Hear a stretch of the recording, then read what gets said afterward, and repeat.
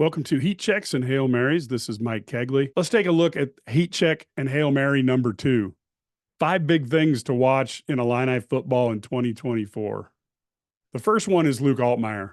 Obviously, the quarterback runs the team. Illinois has the benefit, for the first time in quite some time, to have a returning head coach, offensive coordinator, defensive coordinator, and quarterback 2 seasons in a row. For many programs, this is an annual thing, not at Illinois.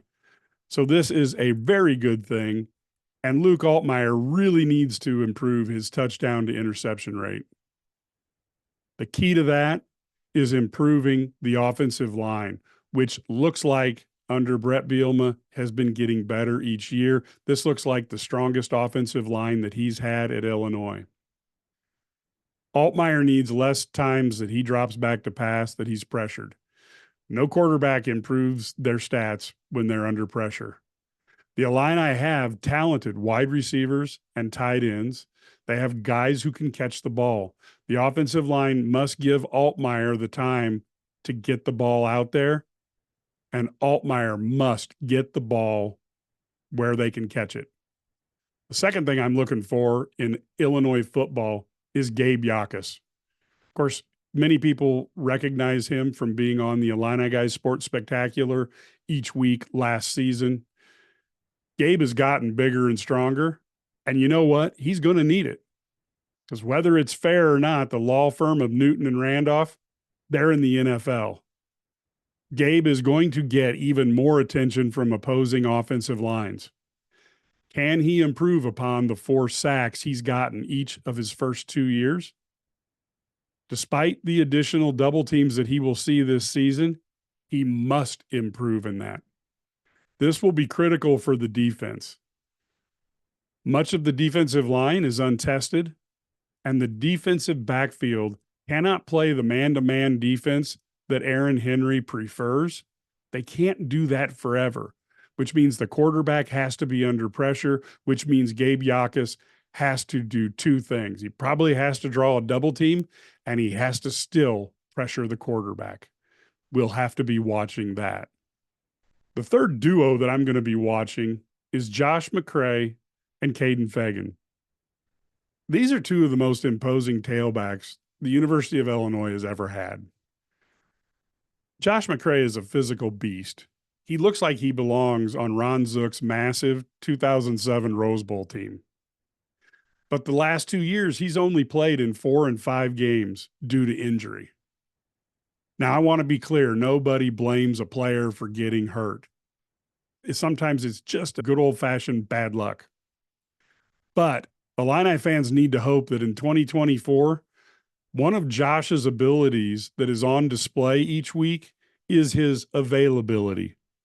Because if he returns to his freshman form where he had 549 yards and 4.9 yards a carry, it would do wonders for this year's team. And if you think Josh looks intimidating, Kaden Feagin looks downright fearsome.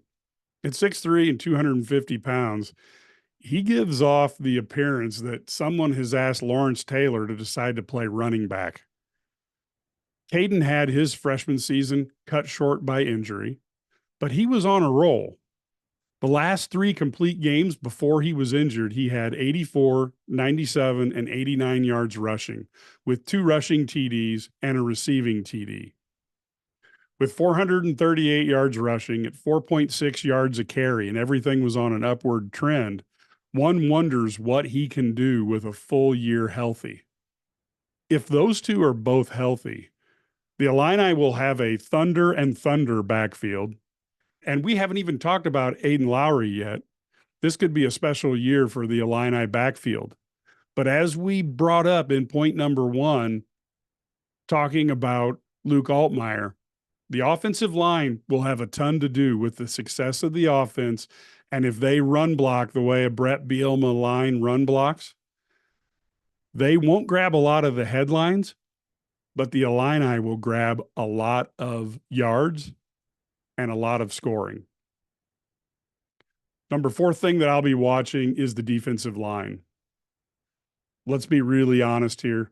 The Illini defensive line has not been the strongest area of recruiting.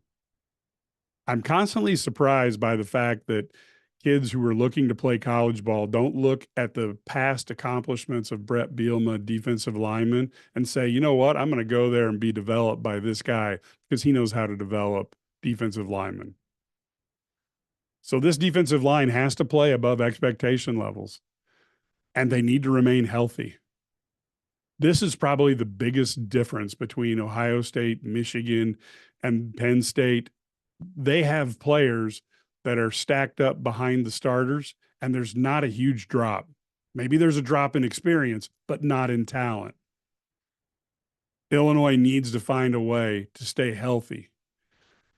In any event, Briggs, Edwards, Bray, Farrell, Hunt, Warren, Turk, Sledge, and Holmes, they're going to have a bit of a baptism by fire in this new divisionless Big Ten.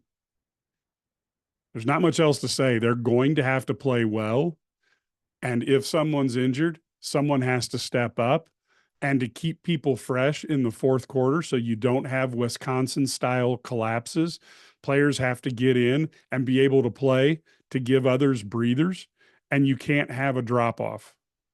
That is going to be very hard to do, but for the defense to do well, this defense has to stop the run, or at least make sure there's additional blockers dedicated to stopping the defensive line in run situations, and they have to pressure the quarterback. It's really easy to say and really hard to do, but if Illinois does those two things, they will go to a bowl this season, and they'll win at least 8 games.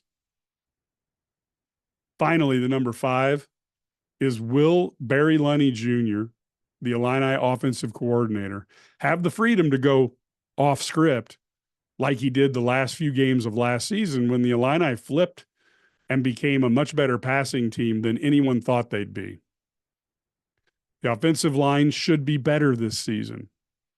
Luke Altmyer has worked hard both physically and mentally to improve. Matt Stevens wrote an article about that on IlliniGuys.com, and Altmyer has dedicated himself to getting better and being better prepared for the season. The wide receivers are better. They need to stay healthy, but signing Franklin is huge. Getting Pat Bryant back is huge. You have talent at backup positions. Malik Elzy looks fantastic. There is talent at the wide receiver position. The tight ends have the ability to catch the ball, and the running backs look fearsome.